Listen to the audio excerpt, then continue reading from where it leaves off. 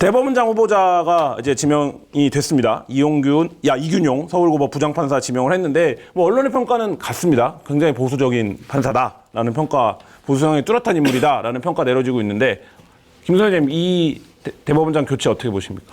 일단 뭐 한겨레 신문에서도 잘 짚으셨지만 법원 내 평가는 대법관도 못할 사람이라는 거 아닙니까? 예, 뭐 간단하게 한 단어로 정리가 되는 거죠. 그러니까 대법관까지 올라가는 사람들은 그래도 뭐랄까요, 법원 내에서 이러쿵저러쿵 뭐 했어도 쟤는 자격은 있지라고 말하는 사람들이 주로 보수든 진보든 성향을 떠나서 그 좁은 서클 안에서 그 높은 자리까지 올라가서 검증할 수 있는 사람의 숫자가 그렇게 많지 않기 때문에 딱 보면 답이 나오거든요. 그런 점이 일단 있고, 자기 친한 친구랑 윤석열 대통령도 친구잖아요. 그 워딩이 화제가 됐어요. 친한 친구의 친한 친구다. 네. 그러니까 이제 재수한 친구랑 이렇게 해서 앞뒤로 연결이 돼 있는 구조인 것 같은데, 근데 이분의 워딩 중에서 제가 가장 걱정되는 것은 그 부분. 적어도 자유수호에 있어서는 극단주의는 결코 악이 아니다. 이거는 법관이 할 수 있는 워딩이 아니에요. 극단주의가 결코 악이 아니라 선악을 따지는데요. 그러니까 이 사람도 뭐 제가 뉴라이트가라고까지 말은 하지는 않겠지만 이런 이념에 경도되어 있는 사람이라고 보거든요. 그런 사람이 대법원장까지 간다? 법원권 잘 돌아가겠네요. 민주당 부결시킵니까? 저는 검증을 조금 더 세밀하게 해봐야 하는데 부결을 무서워해서는 안 된다고 생각합니다. 부결해도 괜찮다. 부결하다면 해야죠. 가지고 있는 의회에서 가지고 있는 유일한 대통령에 대한 견제 권한인데 저는 사용하는데 두려움을 느껴서는 안 된다고 생각합니다. 저에게 이제 정보를 돌아가는 얘기를 주는 여러 분들이 계시는데 오늘 한 분이 이 대법원장 후보자 임명과 관련해가지고 지명과 관련해서 아주 좀 충격적인 얘기를 해줘가지고 두둥. 이 자리에서 못하죠. 이 자리에서 못한다. 잡혀가요. 잡혀간다. 안전하지 않은 얘기예요. 네. 그러니까 밥 차린 사람 얘기하는 거죠? 이분이 법원행정처장을 안 한 부분에 대해서 상당히 법원 내에서도 좀 문제를 삼는 것 같아요. 과연 장악을 할 수가 있느냐, 아니면 이 정말 복잡 단단한 판사 사회를 제대로 리더십을 갖고 견인해 나갈 수 있느냐, 그런 의구심이 좀 있는 것 같습니다. 전임 김명수 대법원장도 법원행정처를 거치지 않았기 때문에, 행정처장을 거치지 않았기 때문에 상당히 좀 판사들과 괴리된 여러 가지 행태, 판단, 결정, 판사들의 마음을 하나로 모으지 못했다. 그러한 평가들이 많거든요. 그래서 이분도 똑같은 전철을 밟지 않을까라는 걱정과, 대법원장이 꼭 대통령하고 친한 사람의 친한 친구의 친구가 될 필요는 없는 것이고, 보수적인 성향을 가진 사람이 꼭 대법원장 할 필요는 없잖아요. 저는 이게 이래요. 그냥 이런 분들 같은 경우는 보다 더 중립적이고 객관적으로 판단할 수 있는 진영에 좀 벗어나 있는 그런 분들이 좀 됐으면 얼마나 좋을까라는 생각이 듭니다. 그래서 저는 이분은 버리는 카드라고 생각이 들어요. 버리는 카드다? 네, 버리는 카드라서 딱 먼저 올려놓고 두 번째가 진짜죠. 그건 계속 연달아서 민주당이 부결시키기는 부담스러우니까 이거는 페이크용 대법원장 후보자다.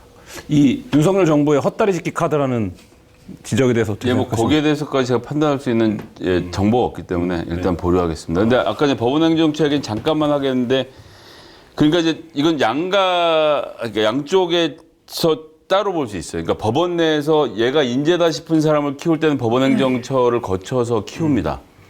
그러니까 그 안에서 가장 엘리트들이 법원행정처를 거쳐서 대법원장이나 대법관으로 가는 코스를 만들어 놓은 거죠. 대표적인 사람이 이탄희 판사도 그래서 그 엘리트 코스를 밟게 해줬던 건데, 그 안에 들어가서 이 더러운 카르텔의 모습을 보고 뛰쳐나온 거잖아요. 근데 그 더러움까지 견뎌낸 사람들 중에서 대법관 한 게 왔겠다라는 게 법원 내 평가라는 거예요. 그러니까 그런 점에서는 법원 내 평가를 잘 받는 게 중요한지 안 중요한지는 사람에 따라 판단이 달라질 수는 있는데, 지점이고 기본적으로 판사들한테 인정을 받는 사람은 아니라는 걸 보여주는 겁니다. 그러니까 이용훈 전 대법원장, 그분이 이제 법원행정처장 했었거든요. 그때 이 분을 데리고 있었어요. 그래가지고 이용훈 법원행정처장이 대법원장 되고 나서 죄송해요. 김명수 전 대법원장을 이용훈 전 대법원장이 데리고 있었거든요. 그러고 나서 이용훈 법원행정처장이 대법원장 되고 나서 김명수 전 대법원장은 나도 이제 대법관이 되거나 출세하겠다라고 생각을 했는데, 그렇게 끌어다 쓰지 않았어요. 그거는 김명수 대법원장의 능력의 한계를 본 거죠. 그런데 이제 문재인 정권하에서 김명수 그 판사를 대법원장 시킨 거에 대해서는 상당히 이제 다른 평가를 할 수밖에 없는데, 그러니까 이 부분도 좀 마찬가지 같아요. 대법원 행정처장을 경험해보지 않은 사람을 대법관이나 대법원장으로 시키는 것은 상당히 무리가 있는 임명이다라고 판사들이 많이 얘기하더라고요. 민주당 부결로 갈 거라고 보십니까? 아니, 그거는 지금 나와 있는 정도의 정보를 가지고 부결을 전제로 해서 청문회 할 수는 없다고 생각합니다. 근데 이제 윤석열 정권과 좀 맞서 싸운다라는 하나의 모멘텀으로 이것을 부결시킬 그럴 생각은 없는 거예요? 그러니까 이제 민주당이 나중에 할 판단을 지금부터 저렇게 말씀하시는 건 민주당이 어차피 아무것 쳐다도 안 보고 부결시킬 거라는 이런 프레임을 짜갖고 지금 저를 공격하는 걸 받아들이겠습니다. 아니, 저 그럴 생각은 없었고, 이동관 방통위원장 임명도 그냥 무기력하게 지금 당하고 있잖아요. 그러면서 비판은 많이 한단 말이에요. 그럼 민주당은 말만 하는 정당, 별로 어떠한 정쟁에 있어서, 싸움에 있어서. 오늘 계속 신나는데 왜 이렇게 됐지? 네.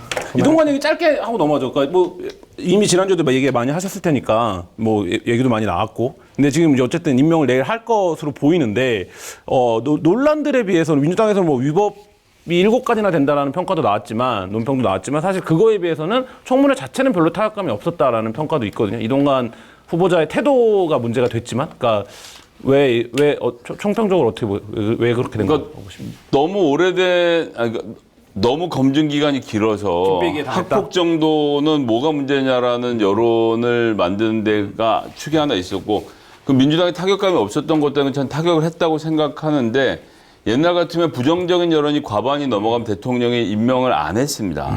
왜냐하면 자기 지지율 떨어지는 게 싫으니까.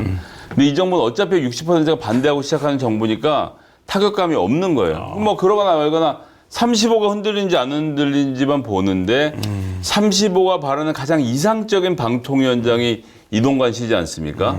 그럼 대통령 입장에서는 60이 반대하거나 말거나 그냥 무조건 고운 거죠. 그래서 대통령실 고민이라도 하는 모양새가 만들어져 언론도 신이 나서 뭘 이렇게 저렇게 해볼 텐데 모두가 알고 있었죠. 70%가 반대도 그냥 갈 거구나를 알고 있으니까 선수들끼리 우리가 싱거웠다라고 생각하는 거지만 국민들이 입은 내상, 국민들의 분노는 좀 굉장했을 거라고 생각합니다. 정순신도 안 된다는 사람들이 그 정도를 검증해서 못 고르는 한동훈이 알았으면 그랬겠냐라고 하는데 이번 경우는 알았어도 그냥 하잖아요. 얼마나 태연해요. 어떻게 보십니까? 알았어도 그냥 이렇게 했던 것 같아요. 어차피 우리가 반대하고 여러 가지로 문제 삼아도 의혹 제기해도 대통령은 임명하겠지? 우리가 청문회 왜 하나? 그런 생각을 민주당 의원 스스로가 하지 않았을까라는 생각이 청문회에서도 들어서. 그 고백이 나오기도 했어요. 이거 왜 하는지 모르겠다. 이런. 네. 그러니까 그러한 뭐 자포자기 심정으로 청문회 하니까 당연히 이동관 후보자가 아주 교만하고 오만하게 의원들을 무시하는 듯한 말도 하잖아요. 제가 점심 먹을 때 뭐 사퇴 여부 생각해 볼게요. 이러한 망발을 어떻게 해요, 감히. 국회 청문회장에서. 그런데도 민주당, 그 질문한 민주당 의원 입 꾹 다물고 그 소리 듣고 가만히 있어요. 그러니까 능력의 차이가 있는 거예요. 민주당이 가장 강한 곳은요, 국회예요. 다수당이니까. 근데 지금 핵 오염수 규탄한다고 장애로 나가고 있죠. 장 내에서는 청문회 해봤자 제대로 된 능력 발휘 못하죠. 그러니까 판판이 밀리는 거예요. 야당으로서 견제 능력이 상실됐다. 존재감이 없다. 그것은 다 이재명 당대표 때문이다. 그렇게 말씀드려요. 이동관을 어차피 임명할 거다라는 거에 저변에는 최근 뭐 잇따르고 있는 언론계 관련된 인사들을 갈아치우는 문제, 그리고 방통위가 합의제 기구임에도 불구하고 2명에서 의사결정을 다 해갖고 지금 계속적으로 뭐 감사를 통해서 밀어내고 있는 문제, 이게 이제 하나의 어떤 귀결점으로 가고 있다라는 거를 다 얘기하고 있는 거잖아요.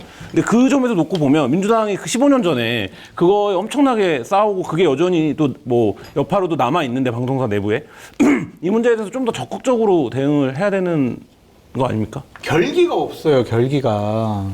지금 뭐 15년 전과 똑같이 정은주 사장, 별로 할 말이 없어요. 정은주 위원장 오늘 15년 전에 이명박한테 잘리고 지금 윤석열한테 잘렸다 이런 인터뷰까지 나오고 있는데, 그러니까 이 부분에 대해서 공론화도 좀 덜 되는 것 같고 어떤 대응도 그렇고.